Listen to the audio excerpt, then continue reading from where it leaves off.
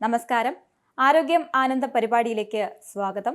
അമിതമായ ഡയറ്റിങ്ങിനെ പറ്റിയാണ് ഈ ആഴ്ച ചർച്ച ചെയ്യാൻ പോകുന്നത്. അമിതമായ ഡയറ്റിംഗ് വിനയാകും, അമിതമായാൽ അമൃതം വിഷമാണെന്നോർക്കണം. കേരളത്തിൽ അടുത്തിടെ നടന്ന അനോറെക്സിയ നെർവോസ സംഭവം വളരെയധികം ആശയക്കുഴപ്പം സൃഷ്ടിച്ചിട്ടുണ്ട്. അമിതമായ ഡയറ്റിംഗ് മൂലമാണ് ഇത് സംഭവിച്ചതെന്നാണ് ചില റിപ്പോർട്ടുകൾ പറയുന്നത്. എന്താണ് അനോറെക്സിയ നെർവോസ? എങ്ങനെയാണ് ഇത് ഉണ്ടാവുന്നത്? എന്താണ് ഇതിന്റെ പരിഹാരം? എത്രത്തോളം അപകടകരമാണിതെന്ന് വ്യക്തമാക്കുകയാണ് കേരളത്തിലെ പ്രശസ്ത diabetologist doctor Sreejith N Kumar. നമസ്കാരം. അനോറെക്സിയ നെർവോസ എന്ന് കേട്ട് അന്ധാളിച്ചു നിൽക്കുകയാണ് കേരളം. ഇതെന്താണ്? ഡയറ്റ് ചെയ്യുന്നത് കുഴപ്പം ചെയ്യുമോ? പലതരത്തിലുള്ള കൺഫ്യൂഷൻ ഇപ്പോൾ മാധ്യമങ്ങളിലും സോഷ്യൽ മീഡിയയിലും ചർച്ചകളിലും ഒക്കെ വരുന്നുണ്ട്. അതുകൊണ്ട് ചില കാര്യങ്ങൾ പറയേണ്ടതുണ്ട് എന്ന് തോന്നി. ഒന്നാമതായി നാം മനസ്സിലാക്കേണ്ടത് അനോറെക്സിയ നെർവോസ എന്ന് പറയുന്നത് ഒരു രോഗമാണ്, ഒരു രോഗാവസ്ഥയാണ്. ഈ രോഗാവസ്ഥയിൽ രോഗിക്ക് വിശപ്പ് നഷ്ടപ്പെടുന്നു, ഭക്ഷണത്തോട് വല്ലാത്ത വിരക്തി തോന്നുന്നു, ഭക്ഷണം കഴിക്കണ്ട എന്ന് തോന്നുന്നു, ഭക്ഷണം കഴിക്കുകയാണെങ്കിൽ ഛർദ്ദിക്കാൻ തോന്നുന്നു, പൊതുവിൽ വിഷാദം തോന്നുന്നു. ഇത് വളരെ അപൂർവമായേ കാണാറുള്ളൂ. കൂടുതലും പെൺകുട്ടികളിലാണ്, പ്രത്യേകിച്ച് പ്രായം കുറഞ്ഞ യുവതികളിലും. അതുപോലെ തന്നെ ഈ വെയിറ്റൊക്കെ കുറയ്ക്കണം എന്ന് അമിതമായി ആഗ്രഹിക്കുന്നവരിലുമൊക്കെയാണ് ഉള്ളതെങ്കിലും അത് മാത്രമല്ല ഇതിന്റെ കാരണം. പലതരത്തിലുള്ള ജനിതക കാര്യങ്ങൾ ഉൾപ്പെടെയുള്ള പലതരത്തിലുള്ള അവസ്ഥകൾ കൊണ്ടാണ് ഈ അനോറെക്സിയ നെർവോസ എന്ന രോഗാവസ്ഥ ഉണ്ടാകുന്നത്. അപ്പോൾ ഇതിന്റെ ലക്ഷണങ്ങൾ ഉണ്ടാവുകയാണെങ്കിൽ, അതായത് ഒട്ടും കഴിക്കുന്നില്ല, പൊടുന്നനെ വെയിറ്റ് കുറയുന്നു, വളരെ ചെറിയ വെയിറ്റിലേക്ക് പോകുന്നു, കുട്ടിക്ക് വിഷാദമുണ്ടാകുന്നു, അങ്ങനെ ഇത്തരത്തിലുള്ള ലക്ഷണങ്ങൾ കാണുകയാണെങ്കിൽ അത് തീർച്ചയായിട്ടും ഡോക്ടറെ കാണിക്കണം. ഒരു ഫിസിഷ്യന്റെയും മാനസികാരോഗ്യ വിദഗ്ധന്റെയും ഒക്കെ വിദഗ്ധ ചികിത്സ അതിനാവശ്യമുണ്ട്. എന്നാൽ ഇതിനർത്ഥം ഭക്ഷണം ക്രമീകരിക്കുന്നത് നല്ലതല്ല, അല്ലെങ്കിൽ നല്ല ഭക്ഷണം കഴിക്കുന്നത് നല്ലതല്ല എന്നല്ല. അങ്ങനെ ഒരു തെറ്റിദ്ധാരണ പാടില്ല. പലരും ചില മാധ്യമങ്ങളിലൊക്കെ ഭക്ഷണം ഒഴിവാക്കരുത്, എല്ലാ ഭക്ഷണവും കഴിക്കണം, വയറ് നിറയെ കഴിക്കണമെന്നൊക്കെ വിപരീതമായിട്ടുള്ള ഉപദേശങ്ങൾ നൽകുന്നത് കണ്ടു. ഒരു കാര്യം നാം മനസ്സിലാക്കേണ്ടത്, സോഷ്യൽ മീഡിയയിൽ വരുന്ന എല്ലാ കാര്യങ്ങളും അതുപോലെ കണ്ണടച്ച് വിശ്വസിച്ച് ചെയ്യുന്നത് നല്ലതല്ല. നെല്ലേത് പതിരേത് എന്ന് തിരിച്ചറിയുവാൻ നാം ആദ്യം പഠിക്കണം. അതാണ് ഒന്നാമത്തെ കാര്യം. ഈ ഡോക്ടർമാരുടെയും അല്ലെങ്കിൽ ശിശുരോഗ വിദഗ്ധരുടെയും ഒക്കെ ഉപദേശപ്രകാരം തന്നെയാകണം നാം നല്ല ഭക്ഷണം കഴിക്കേണ്ടതും. ഇനി ശരിയായ ഡയറ്റ് എങ്ങനെ എടുക്കണമെന്ന് നോക്കാം. നല്ല ഭക്ഷണം ആരോഗ്യകരവും ശാസ്ത്രീയവുമായിരിക്കണം എന്നതിൽ സംശയമില്ല. അത് പിന്തുടരാനുള്ള ഏറ്റവും നല്ല മാർഗം മെഡിക്കൽ വിദഗ്ധരുടെയും ഡോക്ടർമാരുടെയും ശിശുരോഗ വിദഗ്ധരുടെയും ഉപദേശങ്ങൾ പാലിക്കുക എന്നതാണ്. ഡയറ്റിൽ എന്തൊക്കെയാണ് ഉൾപ്പെടുത്തേണ്ടത്? ഡയറ്റ് എടുക്കുമ്പോൾ വ്യായാമം ആവശ്യമുണ്ടോ? ഈ കാര്യങ്ങളെല്ലാം വിശദമായി പറഞ്ഞു തരികയാണ് ഡോക്ടർ ശ്രീജിത്ത് എൻ കുമാർ.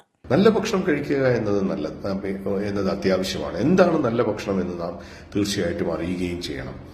നല്ല ഭക്ഷണം എന്ന് പറഞ്ഞാൽ ധാരാളം പച്ചക്കറികൾ കഴിക്കുക, പഴവർഗ്ഗങ്ങൾ മിതമായി ഉപയോഗിക്കുക, പ്രോട്ടീൻ, പയറ്, പരിപ്പ്, കടല, മുട്ടവെള്ള, ചിക്കൻ, മീൻ, അതുപോലെ നട്ട്സ്, കപ്പലണ്ടി, പിസ്ത, ബദാം, അവയൊക്കെ മിതമായി എടുക്കുക. അപ്പൊ ധാരാളം പച്ചക്കറികൾ, മിതമായ അളവിൽ ഫ്രൂട്ട്സ്, പ്രോട്ടീൻ, മുഴുധാന്യങ്ങൾ, അതായത് തവിട് കളയാത്ത ധാന്യങ്ങൾ ചെറിയ അളവിൽ എടുക്കുക.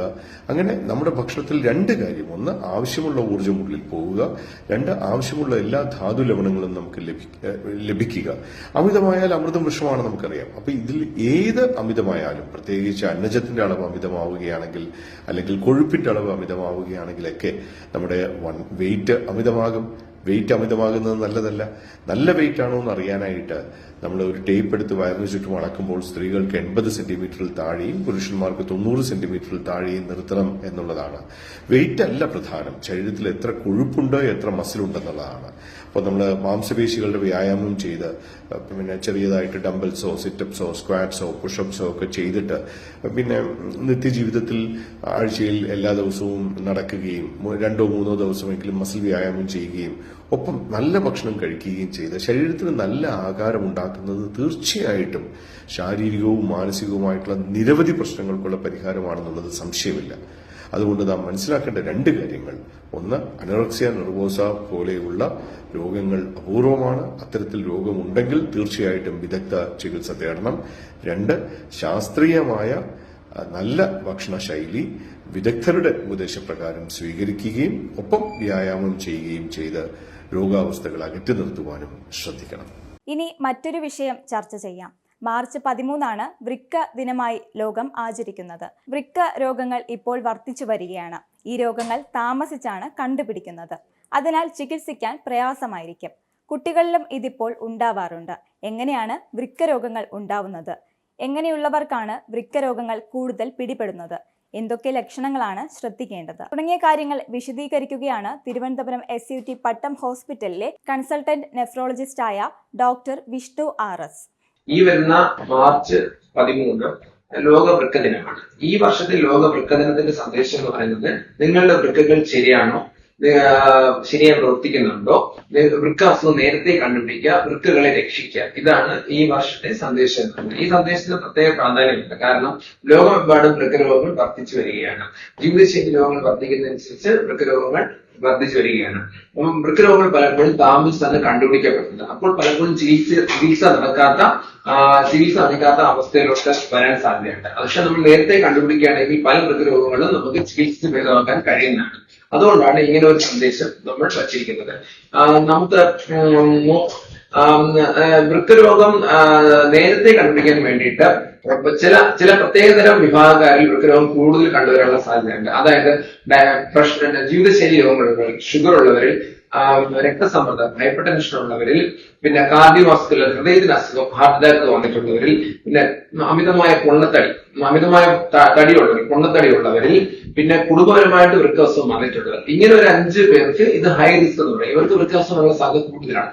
ഇങ്ങനെയുള്ളവർ വളരെ നേരത്തെ തന്നെ വൃക്കരോഗം ഉണ്ടോ എന്ന് ടെസ്റ്റ് ചെയ്യുക. പിന്നെ അത് വളരെ ഇടയ്ക്കിടയ്ക്ക് വരുന്നുണ്ടെന്ന് നോക്കുകയുള്ളൂ. പിന്നെ രണ്ടാമത്തെ ഗ്രൂപ്പ് എന്ന് പറയുന്നത് കുറച്ചും കൂടി അതിന്റെ അടുത്ത ലെവൽ റിസ്ക് ഉള്ളവരാണ്. അതായത് കുറച്ച് താഴെയുള്ള റിസ്ക്, അതായത് പ്രസവത്തിൽ കിഡ്നിക്ക് അസുഖം വരിക, അല്ലെങ്കിൽ പ്രസവത്തിൽ BP, ഷുഗർ അങ്ങനെയൊക്കെ ഉണ്ടാകുന്നവർ. പിന്നെ ഓട്ടോഇമ്യൂൺ ഡിസീസ് കേട്ടിട്ടുണ്ടാവും.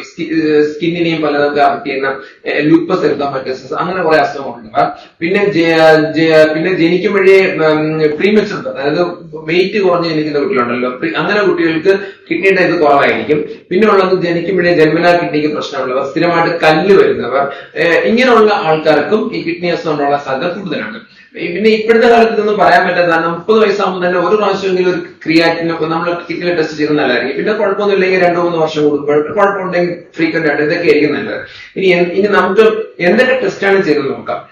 കിഡ്നിയുടെ അസുഖത്തിന്റെ ടെസ്റ്റ് എന്ന് പറയുന്നത് ക്രിയാറ്റിൻ എന്നൊരു ടെസ്റ്റ് ഉണ്ട്. അത് സെറം ക്രിയാറ്റിൻ, ബ്ലഡിലെ കിഡ്നിയുടെ ഫംഗ്ഷൻ നോക്കുന്ന ടെസ്റ്റ്. പിന്നെ മൂത്രത്തിൽ പ്രോട്ടീൻ ഉണ്ട്, ആൽബുമിൻ ഉണ്ട്, യൂറിൻ ആൽബുമിൻ, പിന്നെ അല്ലെങ്കിൽ യൂറിൻ ആൽബുമിൻ ക്രിയാറ്റിൻ റേഷ്യോ, അല്ലെങ്കിൽ യൂറിനിലെ പ്രോട്ടീൻ ക്രിയാറ്റിൻ റേഷ്യോ. ഈ ടെസ്റ്റുകൾ നമുക്ക് ചെയ്ത് നോക്കാൻ പറ്റും.